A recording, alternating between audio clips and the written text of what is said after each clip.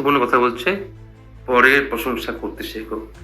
এগুলো হচ্ছে এই জন্য যে মনটা প্রশংসা শুনতে চায়, অন্যের প্রশংসা করতে চায় না। আমাদের বলতেন সকালে উঠে তুই তিনজনকে সিলেক্ট কর, তিনজনকে সিলেক্ট করে তার প্রশংসা করবি।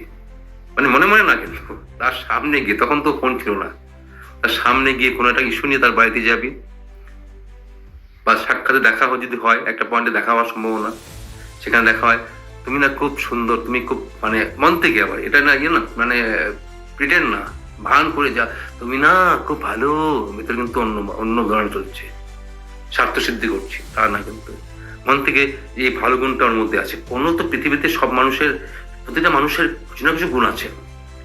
একদম যদি বলা হয়, যদি একদমই মানে সমাজ থেকে মানে মানে বাক্ত যারা ব্যক্তি, তাদেরও মধ্যেও একটা কিছু গুণ আছে, বা ঘৃণিত ব্যক্তি তাদেরও একটা গুণ, কিছু গুণ আছে। তো গুণটা দেখার জন্য তোমার চোখও লাগবে, আর কি লাগবে, চোখের সঙ্গে সঙ্গে মানে খুঁজে বার করতে হবে, ট্রেস করতে হবে। আর এখানে তো ট্রেসিং ব্যাপার না, এখানে সবাই আমরা মোটামুটি পরস্পর একই মনের মোটামুটি চলছে কিন্তু আমরা তাও একটু টেস্ট করতে বলছে, অন্যের গুণটা দেখো। আর কি বলছে, যখনই আমি অন্যের প্রশংসা করব, তখন কিন্তু আমার দম লাগবে, গাছ লাগবে।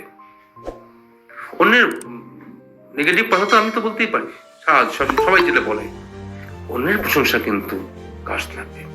তাহলে দেখবে সমস্যা অনেক কমেছে। ব্যবহারিক, এটাও ইম্পর্টেন্ট কথা, কোনো কথাই ওটা একটা নতুন টার্ম, আত্মস্থ। পরের প্রশংসা করতে শেখো, তাহলে দেখবে সমস্যা অনেক কমে গেছে। বেশ, এটা একটা খুব মানে ব্যবহারিক জগতে খুবই গুরুত্বপূর্ণ কথা। আমি যদি সমস্যা কখন হয়, যখন আমি অন্যের নেগেটিভটা দেখি। নেগেটিভ দেখা মানে তো আমি অন্যের সম্বন্ধে আমি কিন্তু মানে আমি ভাবছি যে আমাকে ডিস্টার্ব করতে পারে, এ আমাকে বাধক হতে পারে, এ আমাকে উন্নতির পথে বাধা মানতে পারে, বা আমাকে সে ভালো চায় না, এটা আমার কিন্তু কনসেপশন।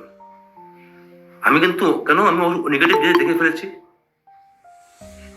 দেখে ফেলেছি, তাই তো আমার এটা কনসেপশন তৈরি হলো।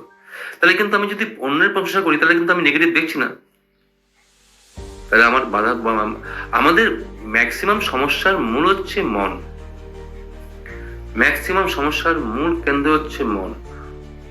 হয়তো সে বাধা দিতে পারে, সেটা হচ্ছে 10%, আমাকে এটা মনটাকে টেনে হেঁচড়ে আমি এটা 90% করে দিয়েছি।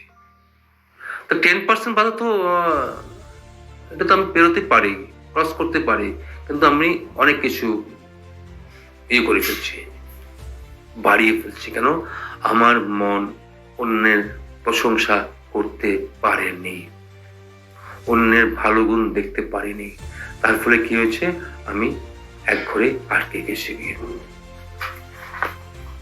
তাই বললেন পরের প্রশংসা করতে শেখো, তাহলে দেখবে অনেক সমস্যা কমে গেছে। একটাই কথা, আমি পরের প্রশংসা কেন করব, আমার অনেক সমস্যা কমে যাবে। আমার যা সমস্যা, এটা আমি নিজে বুনে রয়েছি। ই করে না, সোয়েটার বুনেছে, আমার সমস্যা কিন্তু আমি নিজে বুনেছি।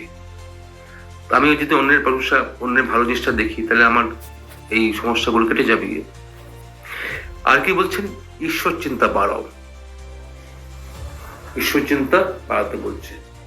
কেন বাড়াতে বলছে?